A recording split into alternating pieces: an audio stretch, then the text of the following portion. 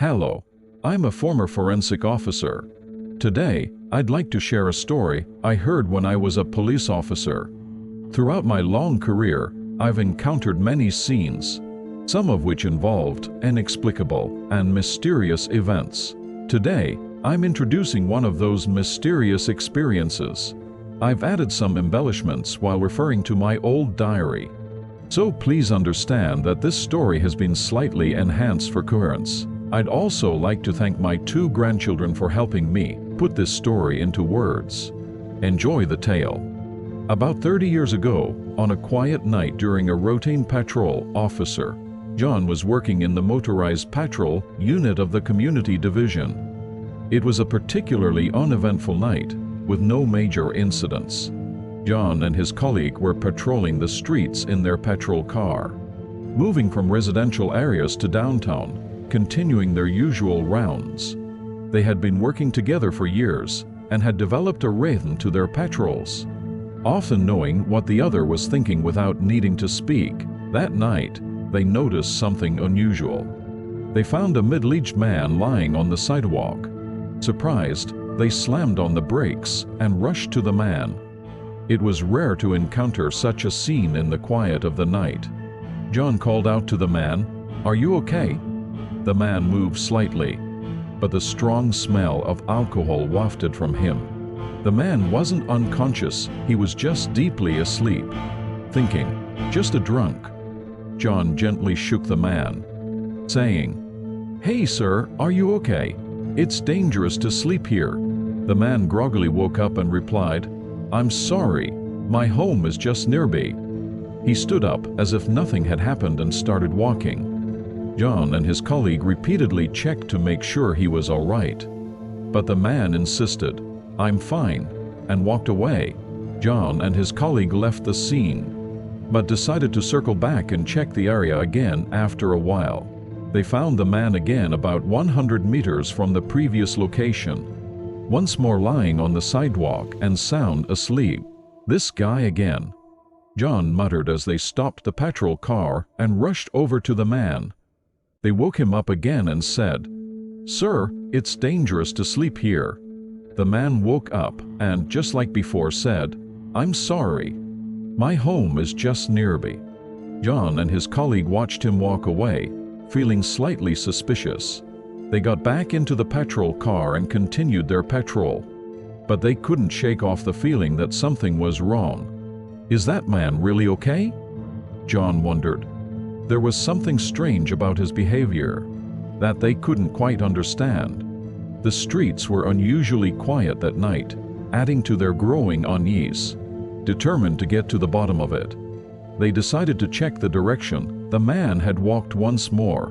After a while, they found him again, this time about another 100 meters away, once again, lying on the sidewalk and deeply asleep.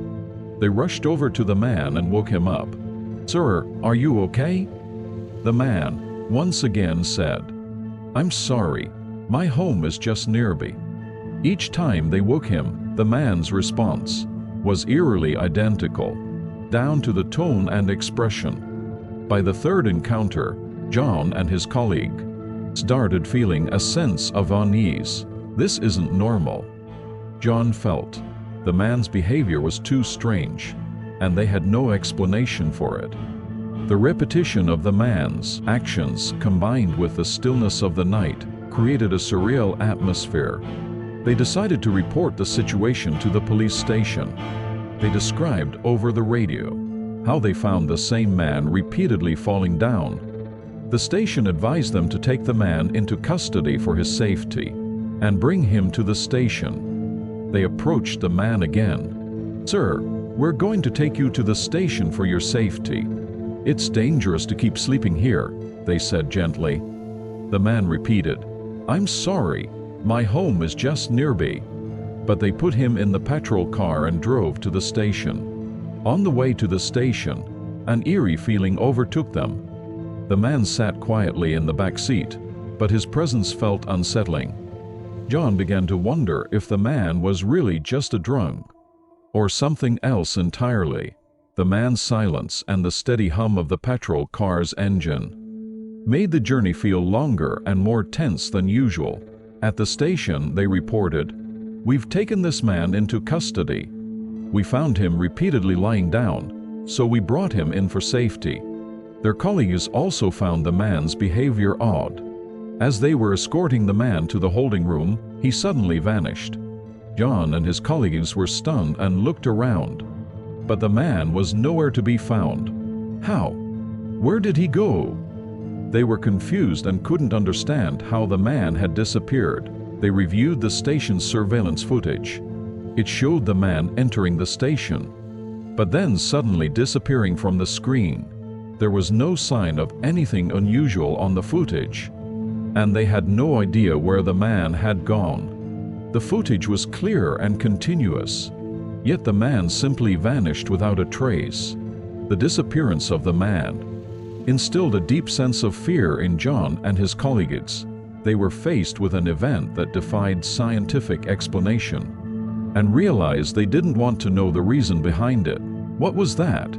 John pondered. The inexplicable fear was deeply imprinted in his mind.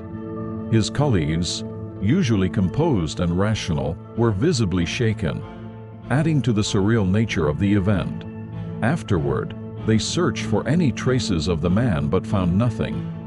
It was as if he had never existed. Colleagues continued to find the incident mysterious and kept talking about that night.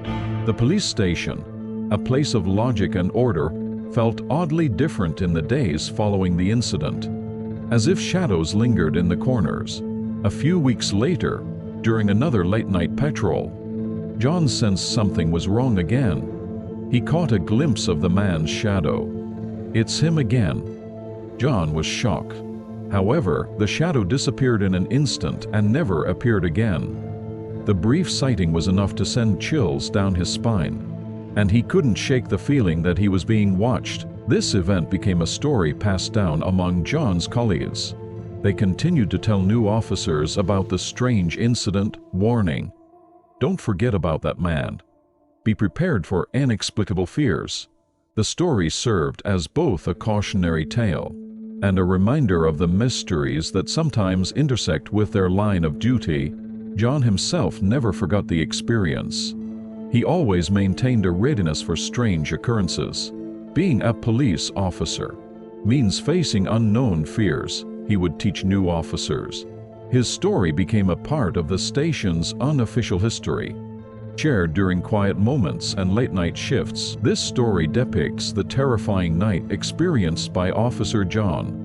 While confronting inexplicable fears, he continued to fulfill his duties. I hope this tale helps you understand that police officers too are human beings who feel fear. If you enjoyed this video, please like and subscribe to our channel. Also, please share your own mysterious experiences or advice for my middle school grandchild, who helps edit these videos using convenient editing software in the comments below.